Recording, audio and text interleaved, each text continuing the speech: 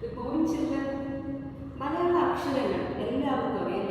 സ്വരാക്ഷരങ്ങൾ അറിയാം, വ്യഞ്ജനാക്ഷരങ്ങൾ അറിയാം, ചിഹ്നങ്ങൾ അറിയാം, കൂട്ടക്ഷരങ്ങൾ അറിയാം, എല്ലാം അറിയാം. പക്ഷെ എന്നാലും മലയാളം എഴുതാനും വായിക്കാനും നിങ്ങൾക്ക് എല്ലാം പ്രയാസമല്ലേ? സ്വരാക്ഷരങ്ങൾ ഏതൊക്കെയാണ്? ഒന്ന് നോക്കിയേ. അ, ആ, ഇ, ഈ, ഉ, ഊ, ഋ, എ, ഐ, ഓ,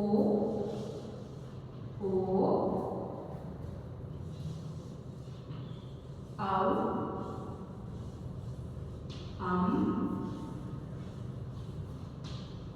ആ. സംശയമൊന്നുമില്ലല്ലോ. അ, ആ, ഇ, ഉ, ഋ, എ, ഐ, ഓ, ഔ, ആ. സ്വരാക്ഷരങ്ങൾ എല്ലാവർക്കും അറിയാം. ഏത് ഉറക്കത്തിൽ വിളിച്ച് ചോദിച്ചാലും എല്ലാവരും പറയും. ഇനി ഇതിന്റെ ചിഹ്നങ്ങൾ അത് ചേർത്ത് എഴുതുമ്പോഴാണ് നിങ്ങൾക്ക് ചെറിയ പ്രശ്നം വരുന്നത്. ആ, ഈ ആ എന്ന സ്വരം നമ്മൾ ഏതൊരു അക്ഷരം എടുത്താലും അതിൽ കാണാം. ഉദാഹരണത്തിന് ക നമ്മൾ പറയുമ്പോൾ അതിലായുണ്ട്, മ എന്ന അക്ഷരം പറയുമ്പോൾ അതിലായുണ്ട്. നിങ്ങൾ എന്തെങ്കിലും പറഞ്ഞോക്കെ.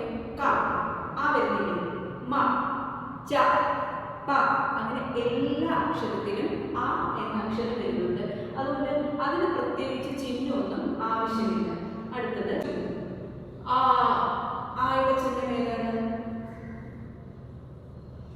ദീർഘം. ഈക്കും ഒരു ചിഹ്നമുണ്ട്. ചിഹ്നം നിങ്ങൾക്കറിയാം, പക്ഷെ വാക്കിൽ എവിടെ വരും എന്നുള്ള കാര്യത്തിലാണ് കൺഫ്യൂഷൻ വരുന്നത്. ഈയുടെ ചിഹ്നം ഈ എന്ന് പറയുമ്പോഴുള്ള ചിഹ്നം, ഊവിന്റെ ചിഹ്നം ഊ എന്ന് പറയുമ്പോൾ ആ ചിഹ്നത്തിന് കുറച്ചുകൂടെ നീളം അല്ലേ? കാണുന്നത് പോലെ തന്നെ ചിഹ്നം കേട്ടോ. എയുടെ ചിഹ്നം ഏതാണ്?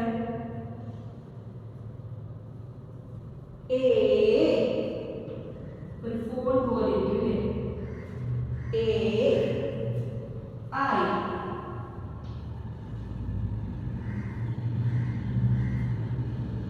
ഓ എന്ന് പറയുമ്പോ ഇനി ഓ,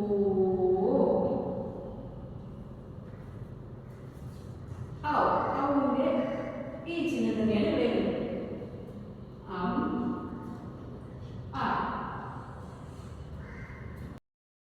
അപ്പോ സ്വരാക്ഷരങ്ങളും അറിയാം, സ്വരചിഹ്നങ്ങളും അറിയാം, വ്യഞ്ജനാക്ഷരങ്ങൾ നമുക്കറിയാം. വ്യഞ്ജനാക്ഷരങ്ങൾ എല്ലാവർക്കും അറിയാമല്ലോ.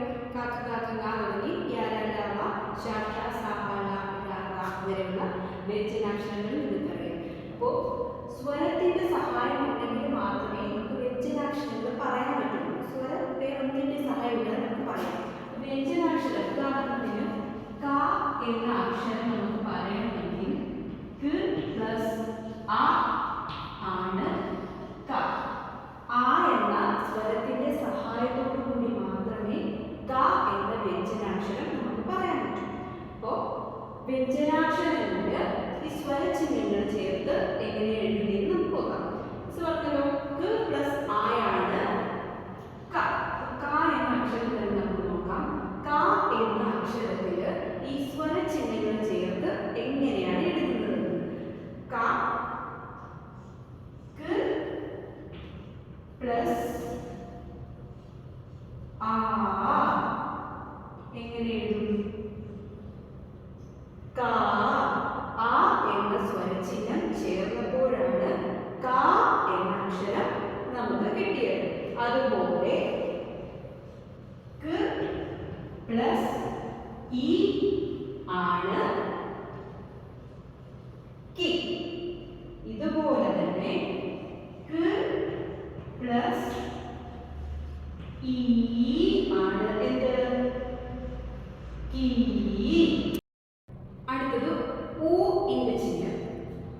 ക പ്ലസ് ഊ ആണ്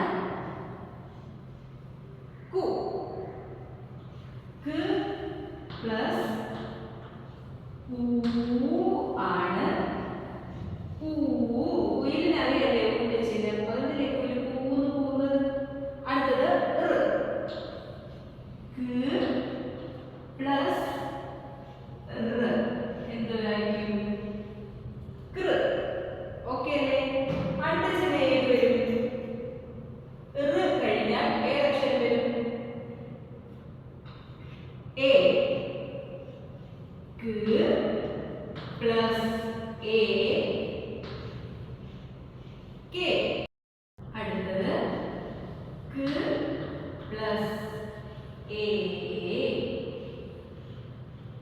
കെ. അടുത്തത് എ കഴിഞ്ഞാൽ വരുന്ന അക്ഷരം ഏതാ? സ്വരാക്ഷരം ഏതാ? ഐ.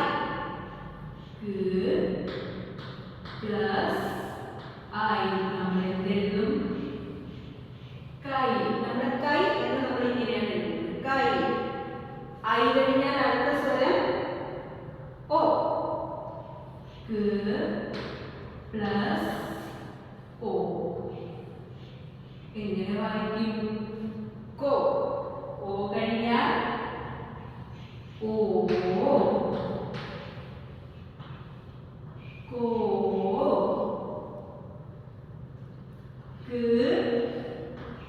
പ്ലസ് ഔ. കൗ. പ്ലസ്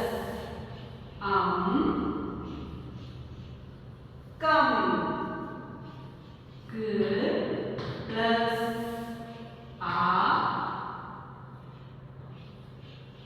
ക. കണ്ടോ? എന്ത് എളുപ്പമായിട്ടാണ് നമ്മൾ കാ എന്ന വ്യഞ്ജനം വെച്ച് സ്വരചിഹ്നങ്ങൾ ചേർത്ത് എഴുതിയത്. ഇതുപോലെ തന്നെ എല്ലാ വ്യഞ്ജനാക്ഷരങ്ങളും വെച്ചിട്ട് നമുക്ക് ഇതുപോലെ എഴുതാം. ഇപ്പൊ കായുടെ സ്ഥാനത്ത് മാ എന്നാണെങ്കിൽ ഇവിടെ എന്ത് വരും? മാ, മീ, മീ, മൂ, മൂ, മിർ, മേ, മേ, മൈ, മോ, മോ, മൗ, മം, മ.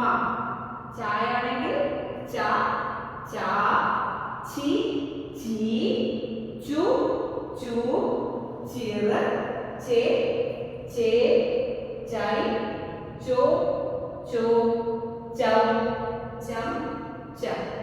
എന്ത് എളുപ്പത്തിൽ എഴുതാൻ പറ്റും നോക്കിയേ. അപ്പോ ക എന്ന അക്ഷരം വെച്ച് സ്വരചിഹ്നം ചേർത്ത് എഴുതാൻ നമ്മൾ പഠിച്ചു. ക മാത്രമല്ല ഏത് വ്യഞ്ജനാക്ഷരവും നമുക്ക് സ്വരചിഹ്നം ചേർത്ത് എഴുതാം. അപ്പൊ നിങ്ങൾ ചെയ്യേണ്ടത് എന്താണെന്ന് വെച്ചാൽ ക മുതൽ റാ വരെയുള്ള വ്യഞ്ജനാക്ഷരങ്ങളിൽ സ്വരചിഹ്നങ്ങൾ ചേർത്ത് എഴുതണം. എഴുതുന്ന കൂട്ടത്തിൽ പറഞ്ഞുകൂടി എഴുതണം. നമ്മൾ കാക്ക കീ പറഞ്ഞെഴുതിയതുപോലെ അടുത്തത് ഖ ഖ ഖി ഖി. അതുപോലെ എല്ലാ വ്യഞ്ജനാക്ഷരങ്ങളിലും സ്വരചിഹ്നങ്ങൾ ചേർത്ത് വൃത്തിയായിട്ട് എഴുതണം. എഴുതുന്നതിനൊപ്പം പറയുകയും വേണം. എന്നാലേ നമുക്ക് ആ സ്വരചിഹ്നങ്ങൾ കൃത്യമായിട്ട് മനസ്സിലാവുകയുള്ളൂ. അപ്പോൾ 2 ദിവസം കൊണ്ട് 2 ദിവസം കൊണ്ട് ഒറ്റ എഴുതിയൊന്നും എഴുതിയത് വേണ്ട. ജസ്റ്റ് ഒക്കെ എഴുതിയിട്ട് കുറേശ്ശെ